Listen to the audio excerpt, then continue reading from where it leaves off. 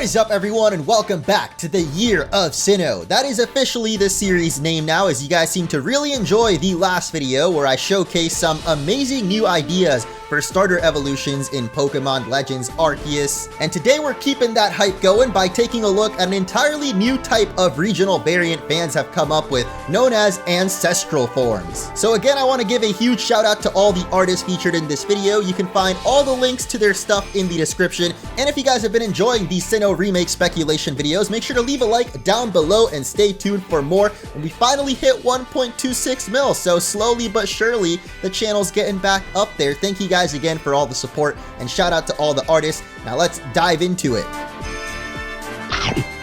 As we know, Pokemon Legends Arceus takes place in the Sinnoh region of the past, but we don't know exactly how long ago. I've seen people theorize it to be about 200 years ago based off the fact we have Steam Pokeballs. I say regardless of the game taking place 200 or 1,000 years in the past, Ancestral Forms would be an awesome addition, sort of like a regional variant, but much older. This is one of the main arguments I've seen for Ancestral Forms not making sense in the games, because you'd need thousands of years for there to be a drastic physical change through evolution. And while I know that's true for the real world, this is Pokemon. We got a fish that can turn into a freaking octopus in a matter of seconds, so is it really that hard to believe Pokemon could have looked slightly different even just 200 years ago? Now, Game Freak being too lazy to come up with all these new forms, that's a lot more believable. But it isn't stopping fans like Goompy on DeviantArt from coming up with some amazing designs and well thought out concepts for ancient Pokemon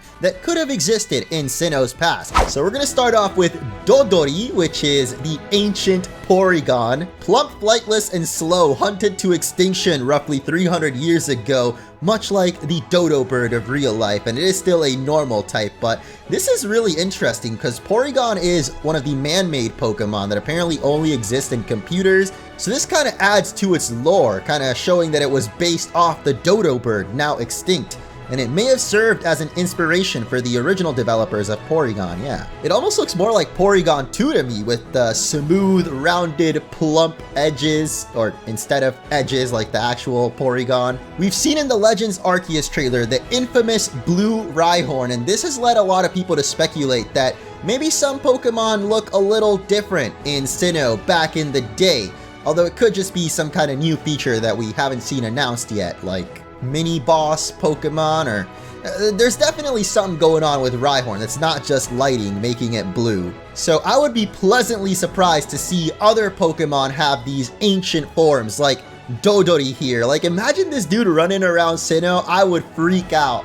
I don't think I'd be the only one. Next, we've got a Pokemon actually native to Sinnoh in Shellos, the water type, common ancestor of today's East and Western Sea Shellos. Oh, so it's like a combination of both. Of course, we have the blue and pink Shellos from East and West.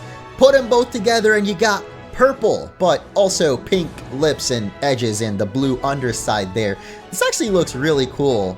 Mount Coronet's formation created two separate populations with continued to diverge over time.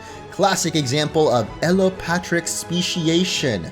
I can't say that I know what that means, but it makes sense with the context around it. You know, there was originally one Shellos, but as they drifted apart from each other geographically, they developed their own specific differences. Which means the same happened to Gastrodon, which we have here as a water and dragon type. That looks so sick, dude. This is like what Goodra should have been. The goopy dragon. This design fits that whole idea way better in my opinion. Although I still do like Goodra, but like, this is sick. Lived in the Sinnoh wetlands 1 million years ago. Traces of this species' tough shell can still be found in the cells of modern Gastrodon. Given enough time, modern Shellos could diverge into separate species altogether. So are these supposed to be written like research notes from back then? I don't think they had paper quite like this, but maybe I'm thinking too much into it. I should just appreciate how a water dragon Gastrodon can look so cool, and those freaky 3 eyes always gave me alien vibes, so definitely fits as a dragon type. I can't stop staring at it, dude. This thing is just so cool. Oh, Spiritomb. This has always been a very intriguing Pokemon from Sinnoh. Still here, Ghost and Dark type, formed by 108 mischievous spirits sealed in the odd keystone as punishment. 500 years ago. I'm honestly still not clear how long ago the Sinnoh remakes take place. I don't think they've actually clarified it. People have speculated based on the time period in Japan that kind of lines up with the Steam revolution and the Pokeballs in the game and stuff, but I don't think we have an exact number on how long ago those games take place. So 500 years ago, apparently Spiritomb was just a full-on raging Oni, or evil spirit yokai, I guess fits better. And I really like the rings of little green fire wisps floating around it. Definitely reminds me of that one game, I think it's called Azura's Wrath. Maybe this is one of his special attacks, sending out a ghostly fist to attack. Whoops. I guess my fist decided to attack the microphone there, whoops. Here we have the Ancestral Magnemite Electric and Rock type, much like the Alolan Geodudes we've seen before, but design-wise, way different. Evidence shows they hopped along the ground rather than floating, emitting weak electromagnetic waves. I really like that, actually. Reminds me a bit more of Broly-Coly, who roll around the ground, but I guess this one hops a little bit with a little push from the electromagnets. And as a magneton, together they have enough energy to levitate for short periods. Still prefer walking on solid ground though, so I guess the idea here is that Magneton over time became more refined and steel-plated rather than the roughness of these glowing green rocks. I've never really thought about if magnets exist naturally. I mean, I'm sure that they do, but like, as a Pokemon concept, this is really interesting. Just some natural electromagnetic rocks clumping together to try and float. Maybe they'll get to do it when they become Magnus Stone. Whoa, the plot twist. I was ready to say Magnus Zone, but nah, dude. This is a lost evolution of Magneton. Today, only their stone bodies remain, scattered around the world as ancient monuments. Definitely getting Guardian vibes from Breath of the Wild, those like stone statues crawling around Hyrule shooting laser beams at you. And if they do have mini bosses, as we've seen in the leaks of Legend Arceus, this would be a really sick one to randomly find and have to fight, with their mysteriously immense power allowing the being's massively heavy body to levitate indefinitely. So even though it's not Magnus Zone, they did finally figure out how to float for long periods of time. Subject of many ancient aliens conspiracies, yo.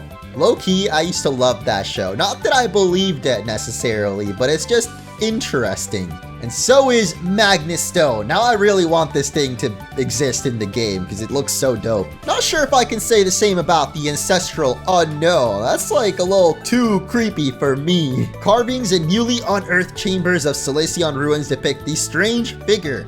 No other records of this Pokemon are known to exist. I was about to say it reminds me of Sigilyph, and right down there it says, connection, question mark, needs further research. But of course, Unknown does play a pretty key part to this Solaceon ruins myth, and even Arceus, I think, the creation of the world, like Unknown, might have been one of the first Pokemon and the inspiration for human language even. Maybe in the past they were all connected into this weird amalgamation of chains, and yeah, I don't know about this one. But finally, we've got Origin Arceus. Yo, that is such a sick name. It ain't even ancestral, dude. This is the Origin, the first being to ever exist, of course, the god of Pokemon. In the deepest chambers of the ruins lies a stone slab with this figure carved onto it, depicted alongside the swarms of Unknown. But why? No other records of it are known to exist. Of course, taking some inspiration from the beta Arceus sprite that we saw from the Diamond and Pearl demo leaks, we show it in this more ethereal, ghostly form, or rather not form, because like it doesn't have a physical form or body. But I really like this one because you can still kind of see the rings of Arceus, or I guess it's arcs, with the glowing little gems to match those ominous red eyes. I'm just a huge fan of that beta Arceus form and all the fan art that came of it. So seeing it here as Origin Arceus, which only adds to my idea from the last video, where I basically said that Arceus should get some kind of new form to bring it back up to its true godly status, like being the strongest Pokemon of them all. So Origin Arceus could definitely fit that role. And with the release date of Legends Arceus announced, we got this new artwork where you can actually see a little shrine at the very top of Mount Coronet.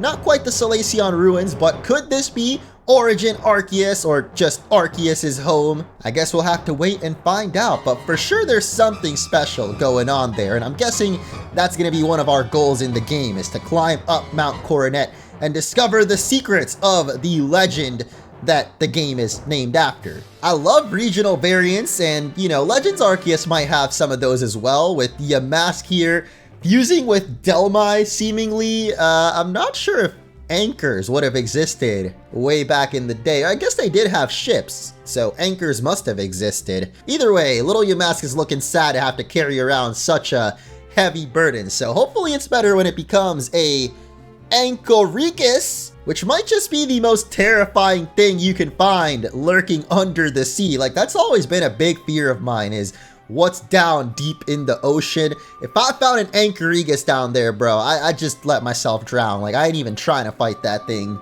Here we have Octillery, which just reminded me that its name comes from artillery, because it's literally a cannon, or even more of a cannon than its regular octopus form now. I feel it should be a water and steel type, but maybe I'm just thinking that because it looks like a cannon, and when you think of cannon, you think of steel. But this one might just be still a regular old octopus with a much longer snout to snipe enemies from afar. Grimer's ancient form has it as a poison and fairy type. Wait, is that what it is? No, it's poison dark type in Alola. So as a fairy type, don't know why it has a sword stuck into it, considering fairies are weak to steel, but I guess the poison does make it a little bit more resistant to that and the arrows stuck in it.